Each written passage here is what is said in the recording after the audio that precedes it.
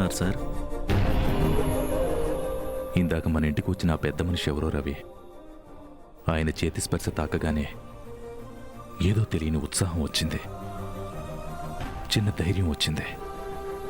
ఆ చెయ్యి నా చెయ్యిని తాగ్గానే ఏదో కొత్త శక్తి ఆవహించినట్లుగా అనిపించింది.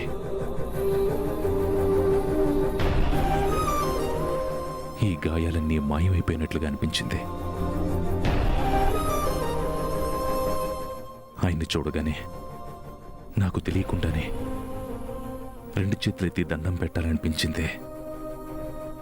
ఆయన చేతి స్పర్శ తాకగానే నా చేయి కూడా దానికి సహకరించింది. ఏదో దైవశక్తి ఆయనలో ఉన్నట్లుగా అనిపించింది.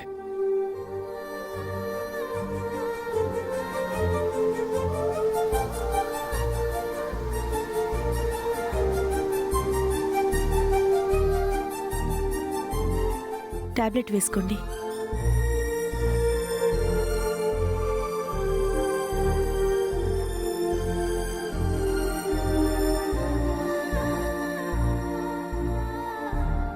సరే, నేను వెళ్ళి జ్యూస్ తీసుకొస్తానా?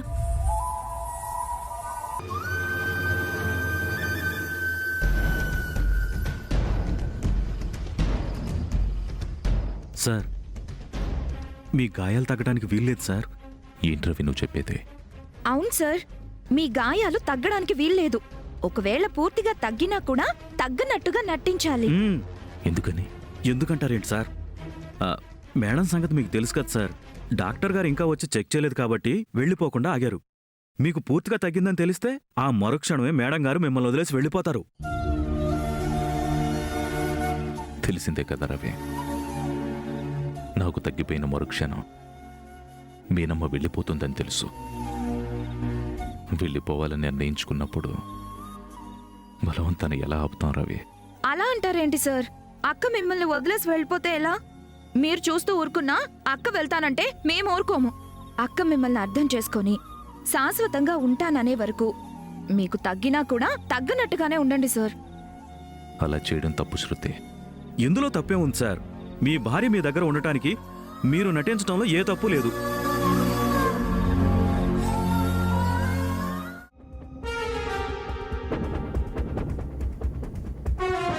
ఏంటి మీరు చేస్తున్న పని?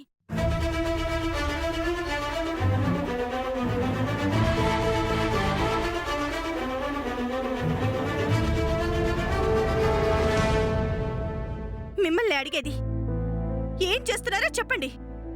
ఏం లేదు మీనమ్మా, ఏం లేదు. మీరెందుకు చేస్తున్నారో నాకు తెలుసు. శాశ్వతంగా నన్ను ఇక్కడే ఉంచటానికి మీరు ప్రయత్నం చేస్తున్నారు, అంతేనా?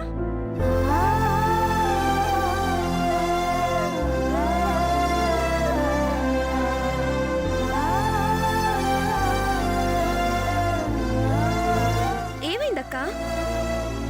ఈయనేం చేస్తున్నారో తెలుసా శృతి?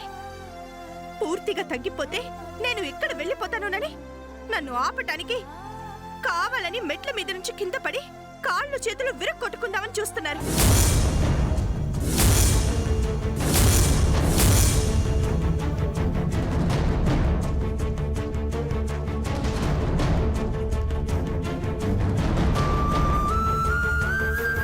ఏంటి సార్ ఇది? మీరు కావాలని పడాలనుకోవడం ఏంటి? అలా పడితే ఏమవుతుందో తెలుసా? తెలుసు, తెలిసే కావాలని చేస్తున్నారు. కాళ్ళకి చేతులకి శరీరానికి దెబ్బలు తగిలించుకొని నన్ను శాశ్వతంగా ఈ నరకల్లోనే ఉంచాలని ప్లాన్ చేస్తున్నారు. ఏంటక్క ఆ మాటలు? ఆయన ఎందుకు కావాలని చేసుకుంటారు? ఆయన గాయాలు మానటానికి చాలా సమయం పడుతుందని డాక్టర్లు చెప్పినప్పుడు మళ్ళీ కావాలని పడాల్సిన అవసరం ఏంటి? ఈయన చేసుకుంటారు. ఈయన గురించి మీకు తెలీదు, ఈయన ప్రవర్తన గురించి మీకు తెలీదు, ఈయన పద్ధతులు మాట మీకు తెలీదు. అనుభవించిన నాకు తెలుసు.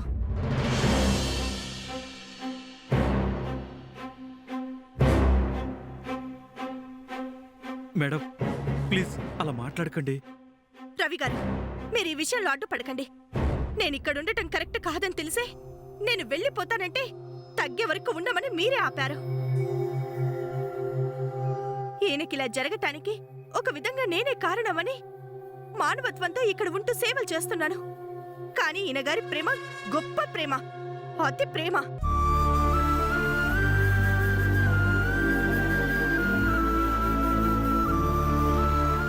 వల్ల నేను ఇబ్బంది పడతానని తెలిసి కూడా ఇక్కడున్నాను.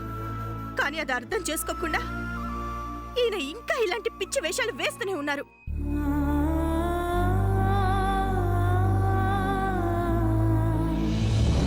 మీకు దండం పెడతాను. నేను ఉంటున్నానని ఆశలు పెంచుకొని ఇంకెప్పుడు ఇలాంటి పిచ్చి పనులు చెయ్యొద్దు. మీరెన్ని ప్లాన్లు వేసినా నేను ఇక్కడ ఉండను.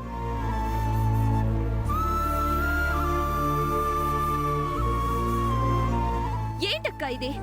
వాసుదేవ్ గారు ఎంత బాధపడతారో ఆలోచించకుండా ఏంటా మాటలు? అయినా అక్క అలా మాట్లాడుతుంటే మీరే మాట్లాడరేంటి దేవ్ గారు? కావాలని పడాల్సిన అవసరం నాకేంటి అని అడగరేంటి? చెప్పమను శృతి. కావాలని కింద పడటానికి ప్రయత్నం చేయలేదని గుండెల మీద చేయి వేసుకొని చెప్పమను. చెప్పండి దేవ్ గారు.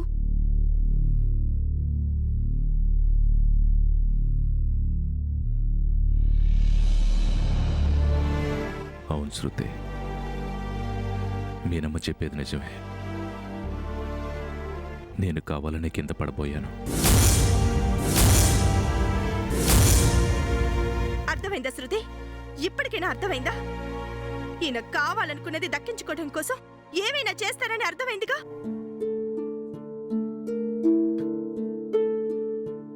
అక్క, నువ్వు ఒక వైపు నుంచే ఆలోచిస్తున్నావు, ఆయన వైపు నుంచి ఎందుకు ఆలోచించలేకపోతున్నావు? అయినా ఇదంతా ఎవరి కోసం? నీ కోసం కదా. గాయాలు పూర్తిగా మానక ముందే మళ్ళీ దెబ్బలు తగిలించుకోవాలని చూస్తున్నారు అంటే ఎందుకోసం అక్క? నీ ప్రేమ కోసం కాదా? తెలుసు తల్లి, తెలుసు. ఈయన ఏం చేసినా నా కోసమే అని నాకు తెలుసు.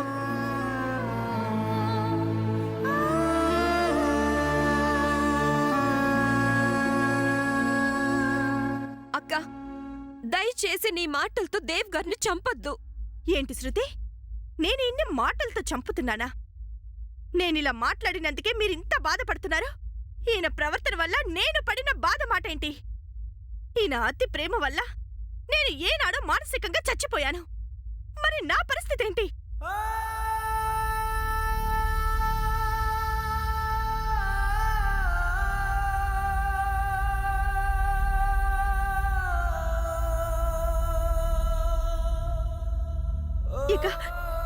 ఇక నేను ఇక్కడ ఒక్క క్షణం కూడా ఉండలేను. మేడం మేడం మేడం ప్లీజ్ వెళ్ళకండి. శృతి గారు, మేడంని ఎలాగైనా ఆపాలి. పదండి. అక్క,